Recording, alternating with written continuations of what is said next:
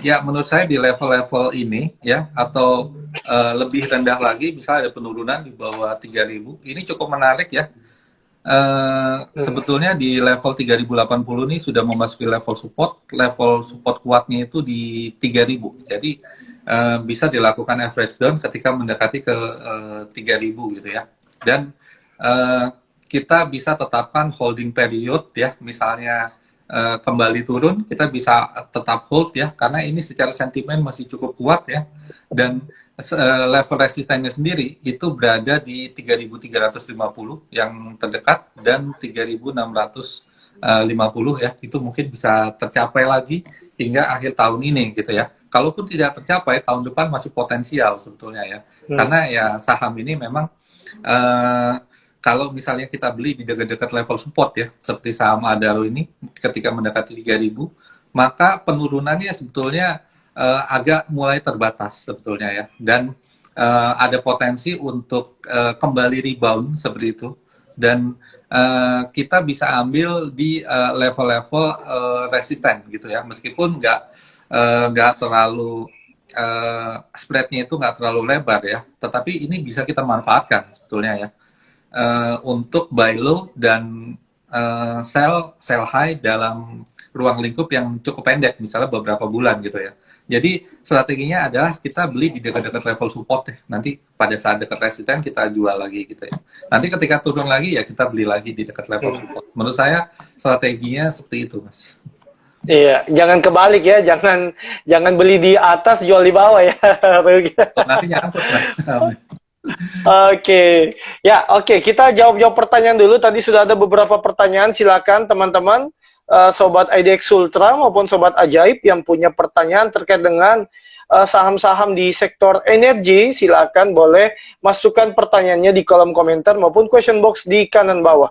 Tadi sudah ada beberapa pertanyaan yang saya sudah dapat nih. Oke, yang pertama dari Sen 15. Dia bertanya terkait dengan saham Antam. Nah, kebetulan sebagai informasi juga nih, Mas Yasid di Sulawesi Tenggara, kami ini juga salah satu cadangan nikel terbesar ya. Jadi Antam pun itu ada di Sulawesi Tenggara nih. Mantap. Oke. Gimana nih untuk prospek dari saham Antam? Ya, saham Antam ya. Saham Antam sendiri sempat mengalami penurunan ya, karena ada waktu itu penurunan pada harga nikel ya. Iya. Harga nikel ya, kalau kita lihat dalam satu minggu ini turun 6% seperti itu ya. Dan Antam memang sempat diselimuti ya sentimen ya, yaitu terkait dengan sengketa harga emas yang dibeli oleh pengusaha Surabaya. Tapi saya kira harga saham Antam hari ini itu sudah menyesuaikan eh, dari fenomena-fenomena tersebut gitu ya. Dan harga saham Antam ini mulai berbalik naik ya, kira-kira pertengahan bulan Juli ya, hingga sekarang masih naik ya. Sekarang harganya di 2060 gitu ya. Dan Antam ini mempunyai resisten di 2300 2350 ya, sekitar di situ, sehingga karena ini bergerak naik dalam jangka pendek, jadi ada potensi akan masih mengejar ke level resistennya tersebut ya, di level 3300 ya. Baiknya ini hold ya, karena kita lihat dari 4 hari terakhir itu level tertinggi yang dicapai secara harian itu naik ya, terjadi higher high secara daily gitu ya. Dan memang resisten yang terdekat banget itu ada di 2100, kalau itu bisa tertembus ada potensi ke 2300 gitu ya. Nah, dan kenaikan pada hari ini saham Antam itu diikuti oleh volume, artinya terjadi akumulasi di saham Antam ini. Menurut saya dorongannya masih kencang karena volumenya naik ya, transaksi perdagangannya ramai. Lain halnya kalau misalnya candlenya hijau tapi volumenya kecil ya, mungkin itu agak semu dan bisa dibanting lagi gitu istilahnya. Tetapi peminatnya di sini tinggi ya, dengan candle hijau yang lebih panjang dibandingkan dengan hari sebelumnya, diikuti dengan volume yang cukup besar. Meskipun secara stokastik ini sudah memasuki area overbought ya, tapi ini menunjukkan bahwa saham ini lagi bullish secara jangka pendek. Jadi target terdekat itu di 2100 ya. Kalau itu tercapai bisa ditargetkan lagi di 2300 gitu ya. Untuk potensi penurunannya karena ini uptrend ya, saya melihatnya kita harus sabar gitu ya untuk menunggu harga saham menuju ke level resisten tersebut gitu ya. Jika terjadi penurunan, level supportnya itu ada di level 2000, saya rasa cukup kuat ya. Karena secara sentimen ini sebenarnya saham Antam masih cukup baik. Secara valuasi pun ya, ini saya tambahkan lagi ya. Biasanya kalau valuasinya masih cukup menarik ya, ini sahamnya mampu bertahan atau bahkan mungkin naik lebih tinggi lagi. ROE Antam itu di 26% dan PBV-nya 2,2 dan PER-nya itu di bawah 10 ya. 8,45 ya. Saya rasa ini masih harganya cukup rendah dan potensi kenaikannya masih ada, tetapi ingat ya, kalau memang sudah cuan dari sebelum-sebelumnya, level 2100 itu bisa dijadikan take profit terdekat ya, dan 2300 bisa dijadikan level take profit selanjutnya, Mas.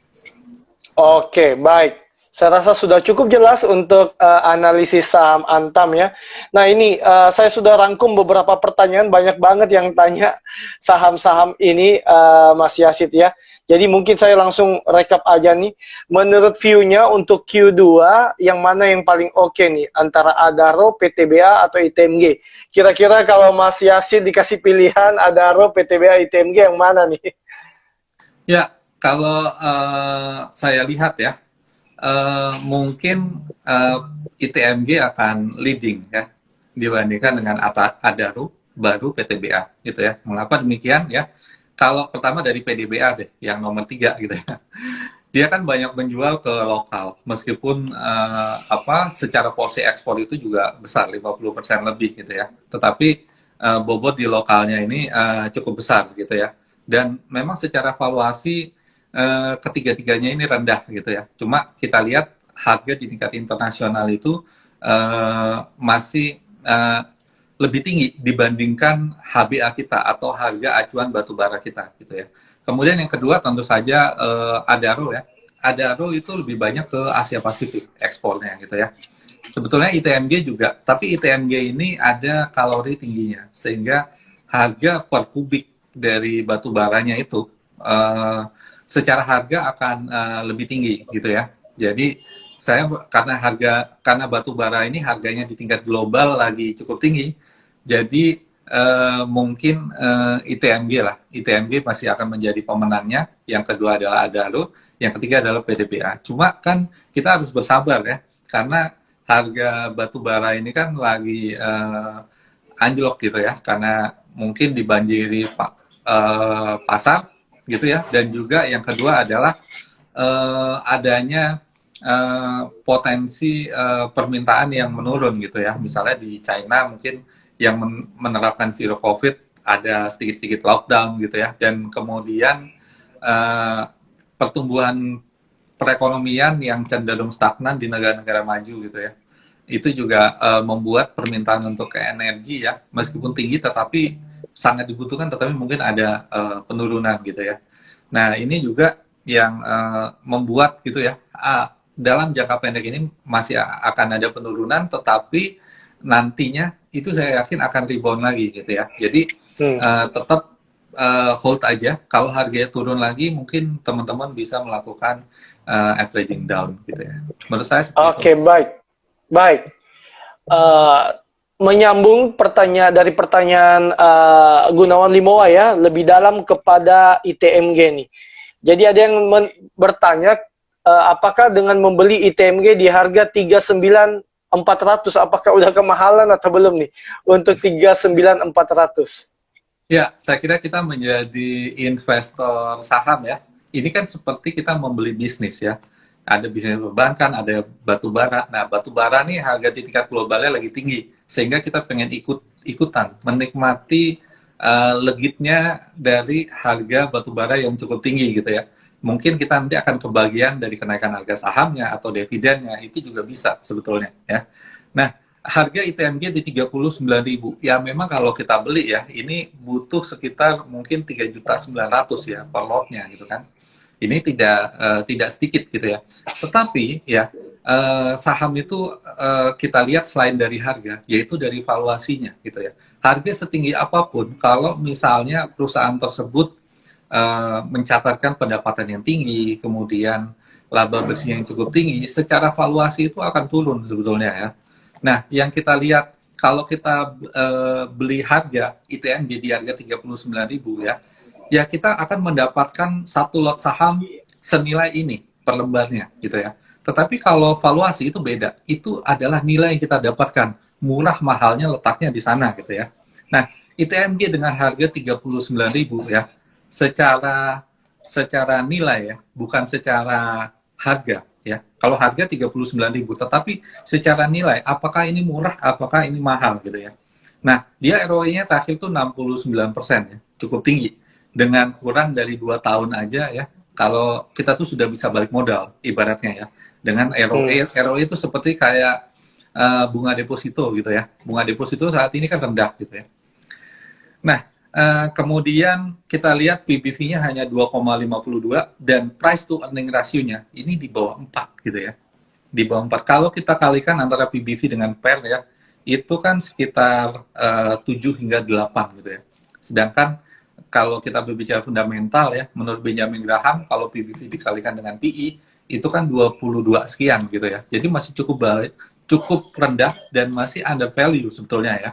Dan ketika ada investor ya, ketika ada investor mempunyai uang misalnya yang cukup besar, misalnya 1 triliun ya, yang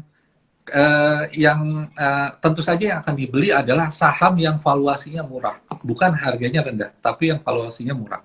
Nah, ini saham ITMG dengan harga 39.000, valuasinya sebetulnya rendah gitu ya. Nah, ini tergantung lagi misalnya kayak apabila harga batu bara masih turun ya, prospeknya misalnya kurang menarik, tapi kalau saya menarik, pandangan saya menarik, ini akan rebound lagi. Nah, sehingga nanti proyeksi dari pendapatannya itu tentu saja masih akan naik, masih akan stabil gitu ya. Terutama apabila produksinya ditambah gitu ya. Jadi menurut saya masih cukup menarik ya, Mas. Oke, baik. Ada lagi saham-saham yang cukup banyak ditanyakan, ini adalah ADMR. Ya. Seperti apa ke depannya ADMR? Ada yang bertanya apakah akan turun lagi ADMR? Ya, ADMR ya, ini pertanyaannya terkait dengan teknikal ya. Apakah akan turun lagi gitu ya? Nah, jadi kita menggunakan grafik ya, atau analis dengan grafik sebagai sarana untuk melakukan analisis teknikal untuk dari pergerakan harga secara historikal yang lalu, apakah ini akan kembali naik atau enggak gitu ya. Saat ini secara jangka pendek ya bergerak sideways. Secara jangka menengah ya antara 2 bulan ya, antara 2 hingga mungkin hampir 1 tahun ini pergerakannya downtrend. Tetapi kalau dari jangka panjang semenjak IPO memang kan terjadi kenaikan gitu ya. Nah, kalau jangka pendek ya ini potensi penurunan masih bisa terjadi dengan level supportnya itu ada di 1450 ya. 1450 hingga 1500 ya. Jadi kalau misalnya teman-teman beli nyangkut di agak cukup tinggi misalnya di 1800-an, area belinya itu antara 1450 hingga 1500 untuk melakukan average down. Dan ya karena ini jangka pendek sekali, ini masih turun, jangka menengah pendek ini sideways, dan jangka menengahnya ini turun, kecenderungannya turun sih. Ada potensi ini harganya yang terdekat di bawah 1600 ya, hingga masuk ke area support antara 1450 hingga 1500 gitu ya. Itu pergerakannya dalam jangka pendek. Oke, baik. Demikian terkait saham ADMR ya. Adaro Minerals Indonesia Tbk. Selanjutnya ada pertanyaan lagi dari Ical 693 terkait dengan saham TINS. Ya, saham TINS ya. Ini ADMR dan juga TINS ya, masuk ke saham bahan baku ya, sebetulnya ya. Jadi, tapi nggak apa-apa ya, untuk TINS ya, kalau kita lihat ya.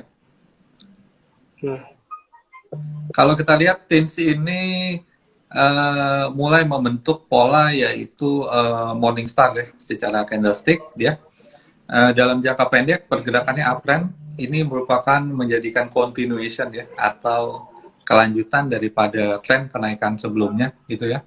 Ini ada potensi harga akan ke 1.600 ya. Itu merupakan level gap down yang akan segera ditutup Mas gitu ya. Jadi level gapnya di 1.600 ya.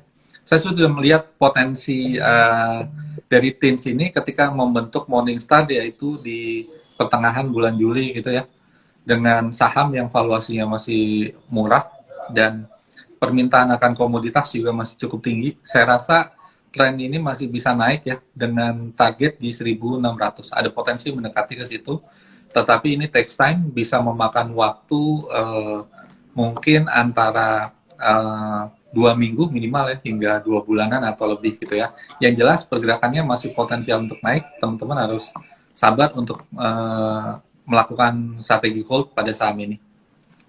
Oke, baik. Saya rasa sudah cukup jelas juga untuk TINS. Lalu saya cari lagi pertanyaan dari question box. Nah, ini cukup menarik dari Inyoman Rio. Ada 2 saham yang ditanyakan nih Mas Yasid, ada Doit dan Medco ya. Ya, Doit ya. Doit ini punya batu bara juga, sekaligus kontraktor batu bara juga ya. Dia masuk ke dalam saham grup Nostal juga ya, teman-teman ya. Ya, kalau kita lihat dalam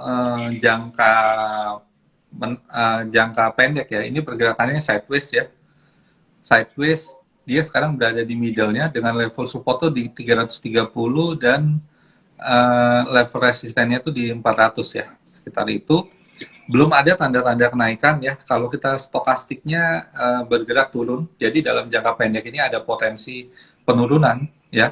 Tetapi menurut kami supportnya itu ada di 340 ya hingga 330 ya. Itu merupakan area buy yang cukup menarik ya. Sekarang harganya di 364-an gitu ya.